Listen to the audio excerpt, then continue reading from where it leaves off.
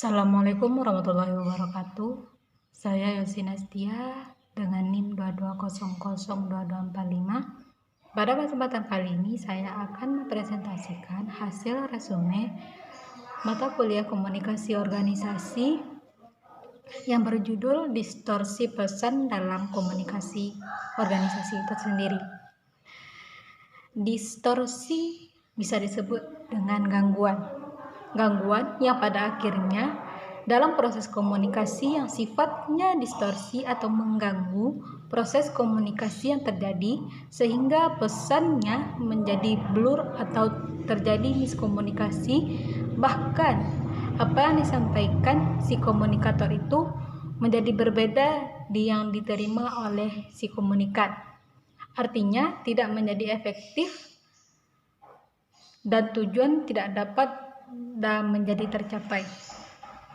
Distorsi dalam menyampaikan dan menerima pesan secara sederhana yaitu titik pertama, distorsi itu adalah penyampaian atau transmisi pesan pada si pelaku atau subjek si komunikator tersebut. Dengan adanya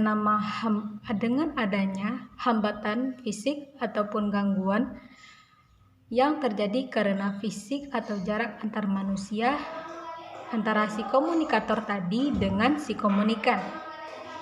Secara sederhana, seorang komunikator harus menyadari penyampaian pesan dalam sebuah ruangan ataupun dalam sebuah kelas untuk memprediksi kapasitas suara yang dikeluarkan dan berapa tanggapan dan si penerima pesan, karena jarak antara si penerima pesan pada bagian belakang atau pada peserta didik bagian belakang termasuk ke dalam kategori perhitungan.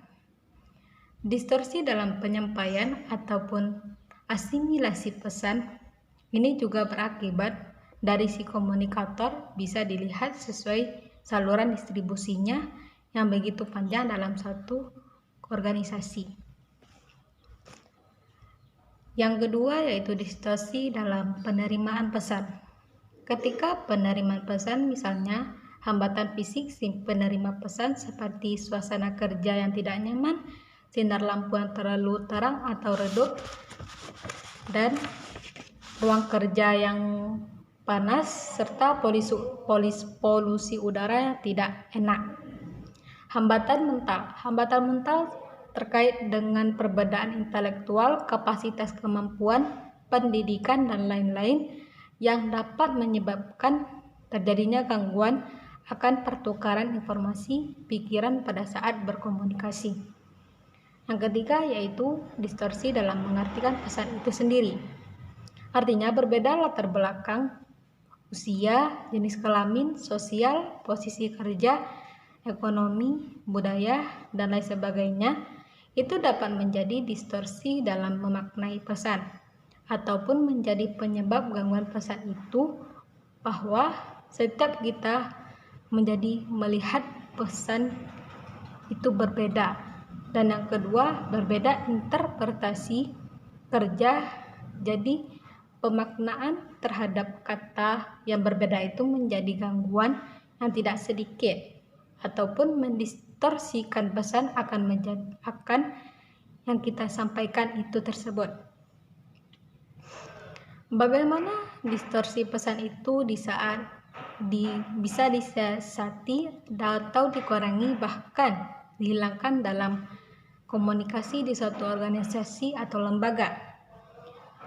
Ada dengan energi yang cukup, khususnya sebagai komunikator, untuk memecahkan, menganalisis, dan menilai supaya distorsi itu bisa diantisipasi, diperkecil, bahkan dihilangkan agar komunikasi organisasi tercapai sesuai dengan tujuan dan sasarannya. Maka sebenarnya organisasi di suatu lembaga atau komunitas itu mengupayakan banyak hal. Contohnya, yang pertama persepsi Persepsi antara pengirim dan penerima pesan harus disamakan pemahaman dan pengertian serta strategi dan cara-caranya. Yang kedua, presesi.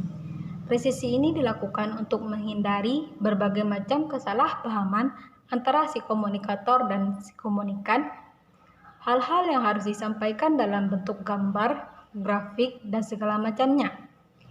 Yang ketiga, kredibilitas. Kredibilitas ini adalah orang-orang yang akan menerima pesan harus dapat dipercaya akan memahami inti pesan yang akan disampaikan.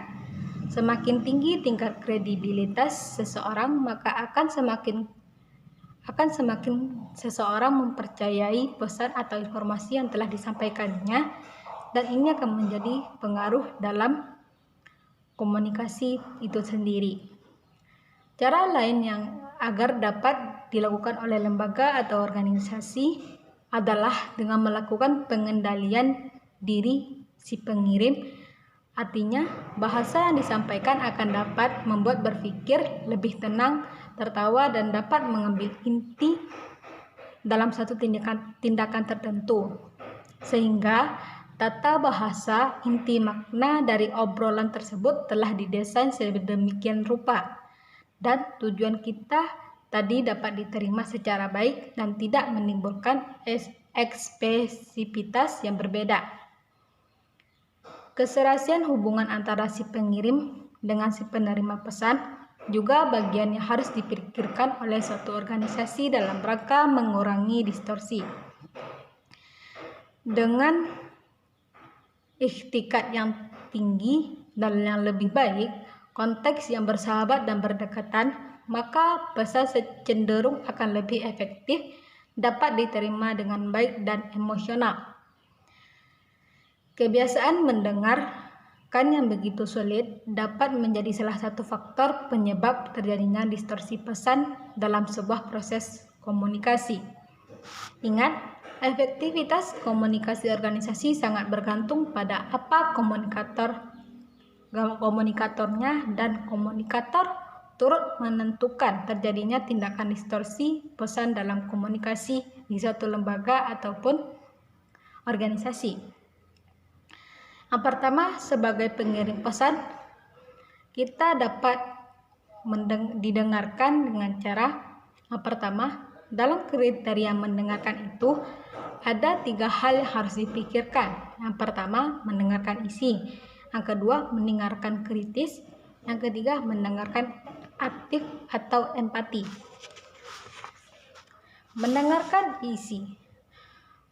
Penerima pesan harus mencoba memahami dan mengkategorikan dan mengingat pesan atau seseorang saat sedang presentasi.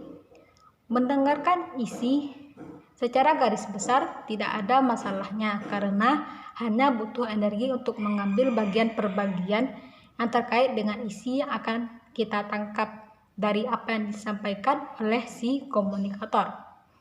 Yang kedua, mendengarkan kritis.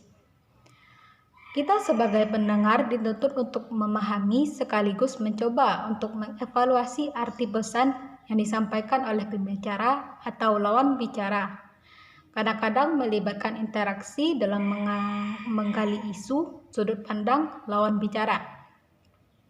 Mendengarkan kritis ini hampir seluruh panca indera kita dapat memanfaatkan karena ingin menggali dan menganalisis secara kritis. Yang ketiga, mendengarkan empati atau mendengarkan aktif. Memahami perasaan, kebutuhan, keinginan pembicara dan mengendalikan diri seseorang seolah-olah berada di posisi mereka. Betapa tidak enaknya jika tidak didengarkan dan diacuhkan, maka rasa empati itu dibangun sebagai pendengar sehingga kita dapat menghargai sudut pandang mereka sebagai pembicara.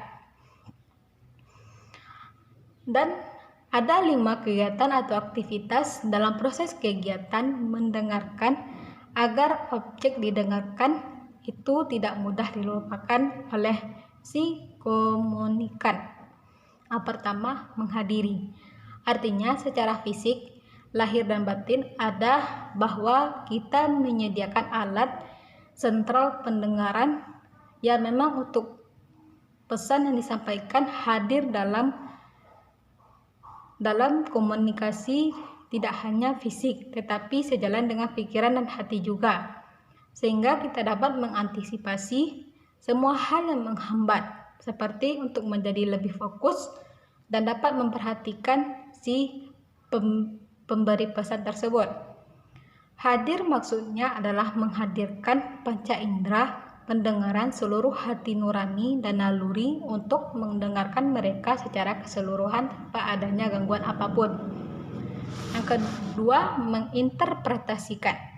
Artinya, arti atau memaknai inti dan apa yang mereka sampaikan. Kalau sudah sampai kepada tahap interpretasi ini, berarti kita memainkan hati dan seluruh panca indera untuk menangkap apa yang disampaikan oleh si pemberi pesan tersebut.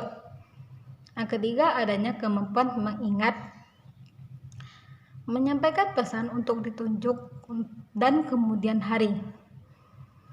Adanya hasrat untuk ingin mengingat pesan-pesan besar yang akan disampaikan oleh mereka tersebut. Yang keempat yaitu evaluasi.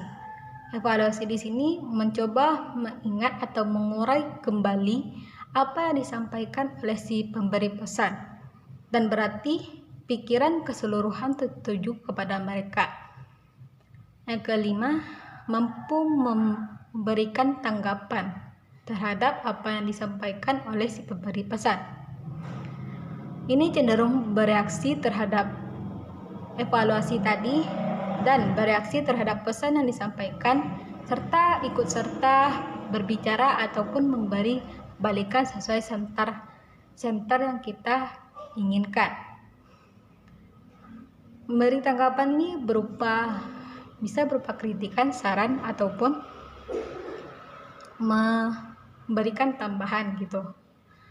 Terkait dalam mendengarkan dalam proses komunikasi ini, dimanapun dan apapun jenis komunikasinya, yang menjadi notaben bisa menghaluskan dan mengurangi serta dapat berpartisipasi dalam menghilangkan distorsi pesan yang telah terjadi.